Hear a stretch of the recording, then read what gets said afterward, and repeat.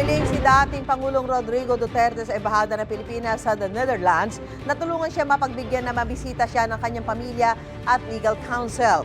Base sa pahayag ng Embahada, hiniling din ng dating Pangulo na mabisita siya ng mga consular officer habang nasa detention center ng International Criminal Court. Iniintay pa nila ang sagot dito ng ICC. Ayon din sa Philippine Embassy, nakausap na ni Duterte si dating Executive Secretary Salvador Medialdea.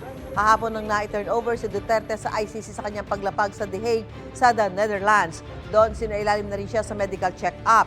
Ipinagbigay alam na rin ng Embahada ng Pilipinas ang kondisyon at kalagayan ng dating Pangulo sa mga opisyal ng ICC, kanilang medical doctor, pati sa Ministry of Foreign Affairs ng the Netherlands.